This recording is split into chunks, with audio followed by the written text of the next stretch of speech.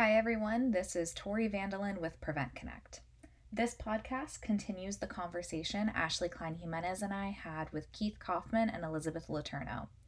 They are co authors and collaborators of the guide Preventing and Addressing Child Sexual Abuse in Youth Serving Organizations, a desk guide for organizational leaders. This is such a rich conversation, and um, I feel like such an important one too, with talking about how the ecological frameworks that preventionists are, pretty used to working within, but applying that to an organization and combining that with organizational theory, I think is so unique in the sense of this desk guide. I also really appreciate what you all have been saying throughout this podcast of what is the goal of safety and is what we're doing the best way to achieve that. I think like when we look at all of these protocols and practices that are very prescriptive, and then we look at how different youth serving organizations are from each other, it doesn't make sense that we would be prescribing this like the exact same thing, the exact same combination of things to youth serving organizations where yes, they all fall in that one bucket, but boy, are they all different from one another. So bringing it back to focusing on the goal of prevention, the goal of safety. Keith, you brought up the when you were introducing the framework, what are the common goals across youth serving organizations? It's supporting youth to have successful and satisfying lives, safety and the perseverance of their well-being, and then the importance of relationships too. And then being able to apply that to a socio-ecological model, I think just makes so much sense when we're talking about moving these policies towards prevention and towards norm change, while also honoring the fact that organizations will also have to have some response protocols in there as well. Yeah, and I do want to say, I think prescriptive rules make sense because, I mean, these are organizations, they had to do something, right? I mean, this was, abuse within organizations is terrible. It's terrible for the child. It can be terrible for the organization. It's often terrible for even the person who perpetrated the harm, who may not have kind of set out with that intention. And, organizations really needed some way to address this. And so discrete rules like either there's always two adults or never have one-on-one phone calls with a kid, like that's doing something, right? Like you're addressing the issue. It's clear. It makes sense, what we call in research face validity. Like it makes sense. Yeah, no teacher should be reaching out to my child without also including me or without including the rest of the class. And until you start to put that into practice, and what do you do if a kid confides that he's suicidal? Are you really not going to talk to that kid? Are you not going to have an alone conversation with that child to make sure he or she is safe? There's just I absolutely understand the pressures, or I don't think I probably understand the pressures that youth serving organizations are under, but I understand why discrete rules make sense, because it feels like you're doing something, you're taking action, it's clear and concise. It's just that it probably doesn't work that great. I think I want to let Keith weigh in here too. So I totally agree with what you're saying, Elizabeth. And the one thing that it made me think about is that youth serving organizations have a history of doing well. Relative to the numbers of children and adolescents that they serve. It's always horrific when something bad happens, whether it's child sexual abuse or some other form of harm. But relatively speaking, these are safe environments. So I think that what we're talking about is we're not saying that policies and practices don't work or don't have a place. I think what we're saying, and I think part of the lovely opportunity to add something with these overarching goals and the desk guide is, here's the way that you can take these different kinds of policies and different kinds of safety practices, and you can make them, we think, you can make them more effective because of the, the comment that you made, Tori, about making sure that that people aren't just taking something off the shelf and applying it because they read somewhere this is the best practice, independent of whether or not it fits for them or their population. And, I always find myself thinking about 3 different levels. I think about the overarching goals that are in the desk guide. And I think about those as offering the big picture type of organization of what are you trying to accomplish in different realms of safety. And then the next level down is the policies and practices are kind of your toolkit. They're what you can draw from, and hopefully the overarching goals from the desk guide are giving you better ideas about what combinations to use to create the most effective environment. And then the third level that I start to think about is what are the really specific things about your organization that are unique risks that you need to do regular assessments to find out about, because they may be very different than other organizations, maybe even other organizations that have the same mission but are located somewhere else, or different kinds. So that third level for me is encouraging YSOs, youth serving organizations, to have a piece where they're doing those very specific risk assessments of their own settings, and then coming up with tailored solutions. And I've been so excited about the desk guide and this idea because it seems to me that that's been the missing piece. That's the conductor at the symphony that makes it so much better and really makes it, that audience-worthy music that in some ways I think has been missing. Absolutely. And this desk guide really it's exciting for me to think about and read as someone who works in prevention, but not necessarily at a youth serving organization, because I feel like there is so much use that that folks can get out of it, and it really boils it all down to what do you want your organizational culture to be like. I like what you were saying about like the policies and protocols and practices are so necessary. I think when we think about when we think more broadly about prevention, we know that there's such an important piece, and there needs to be more. And this desk guide provides that opportunity, that guidance for what is the more at youth serving organizations in order to prevent child sexual abuse.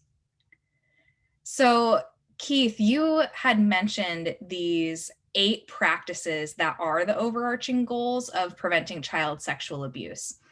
And Elizabeth and Keith, can you tell us a little bit more about how these practices differ from or complement what youth serving organizations are already doing, or what they already know about how to prevent child sexual abuse? I'll take a first crack at that. And, I would say that youth serving organizations, and again, the ones that we were principally involved with are doing so much of this already. And so it was not really, there wasn't much that we think was missing already. Again, I would say, I don't know that it's about doing more at youth serving organizations as much as it is really about streamlining and maybe doing a little less, but with a stronger understanding of what is the overarching goal for each strategy that you're using. What is the larger goal there? So they're doing a lot. I will say there were a couple of areas where we felt there was not a whole lot, and probably there's some room for development. One of those is really in figuring out how to address kid sexual activity within and between kids. And some organizations have thought that through in terms of older adolescents who serve as staff or volunteers and working with them to develop an understanding that it would be inappropriate to have romantic or sexual relationships with kids close in age to them who were participants in the USO or in the YSO. But beyond there wasn't really a lot of sort of explicit training or understanding of kids as, frankly, as sexual beings. And if you're going to bring kids together, you're definitely going to want to have some policies. And often what we see when children do behave in a sexual way, even if it's developmentally normative, is adults sort of have this zero tolerance approach, and you might end up kicking kids out who are actually the ones who really need the organization the most. And so I'd really like to see more thoughtful development of strategies for just overtly acknowledging kid sexual behaviors and putting clear rules and parameters around that, so that the children and parents have an understanding there, and moving away from kicking children out for behavior that may be inappropriate, but perhaps is still normative. That's one area. Another is what we really didn't find much of is a recognition that there are people who do not have obvious risk factors for child sexual abuse. So an obvious risk factor would be sexual interest in children. And I want to clarify that people with sexual interest in children may never act on that interest, many do understand that it would be harmful to a child if they acted on that. But still, that is a risk factor for engaging in child sexual abuse for some people. And it's an obvious risk factor, right? Pedophilia is a risk factor. Most adults, or at least half of adults who ultimately offend against a child sexually, don't have preferential sexual interest in children. Their preferential sexual interest is in adult peers. And then why does that happen? And, some small minority may just be psychopaths who really will take whatever they want whenever they want. They don't care about the rights or needs of others, but that's a very small percentage of people who engage in illegal behavior, including illegal sexual behavior. So that leaves this large group of people who seem to drift into offending against children, perhaps in part because they are surrounded by kids because of their job or their volunteer activities. And figuring out how to help people understand that they themselves might be at risk of engaging in sexual behavior with a child, when most of us would absolutely not accept that as a premise. And then how to identify risk factors that may increase the likelihood that you would do so. And I'm going to turn this over to Keith, but I just want to give the example that we often see in the paper of the female teacher who has sexually abused one of her students. And women make up a very, very small percentage of people arrested or convicted of sex crimes against children. And yet you could look today and you'd find a dozen cases of teachers, female teachers that have abused a child. And I think what may happen there is that someone may be experiencing difficulties in their life, whether it's financial or mental health or substance use related issues. They may just be very immature, even if they're 25, they may be very immature. And that there may be a collection of reasons that may vary across people that put them on a path that goes from having caring relationships with children to having increasingly inappropriate, boundary violating, and ultimately abusive relationships with children. And that's an area that I think is largely unexplored. And I'm gonna sit back and have Keith weigh in too. Thanks, Elizabeth. And I really appreciate the thoughts that you shared. I think that those areas are just so important. I got to thinking about a different aspect of Tori, of your question. And part of what I was thinking about was the fact that oftentimes in our work, I think we do a lot of work with larger youth-serving organizations, and it's easy to forget that youth-serving organizations are very different, and they really exist along a continuum. So you might think about a small dance studio as a youth-serving organization. You need to think about health clinics. You need to think about school systems. Part of what, the question you had, Tori, was about how is this different from what's already going on, and how does it add to it? I think that especially for youth serving organizations that perhaps are not as far along or really haven't developed strategies around safety or have limited resources and are trying to figure out where to start, I think that these 8 areas are really helpful to them in giving them a better picture of what are the major areas that they need to be thinking about. And I think that that can then set them in the path, along the path of being able to then take a look at what are the policies or what are the specific practices that would fit under these. But I think that these 8 areas also help them from straying, getting too caught up in just adopting a whole bunch of policies without having a really clear idea about what they're trying to do. So I love the fact that the desk guide really goes back to those 8 basic questions around those 8 areas as this being an intent that I have around safety with my youth serving organization, and how am I going to fulfill that?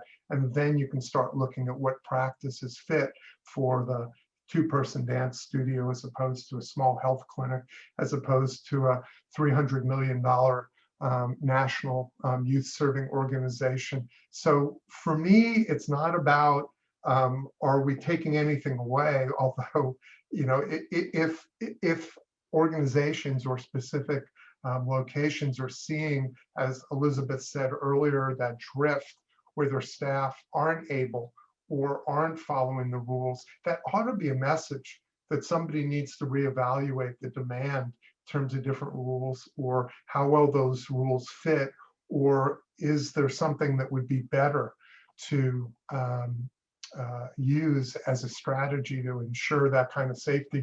I think about issues with, I've seen this in working with different youth serving organizations, and it's changed over time, but that issue about cell phones.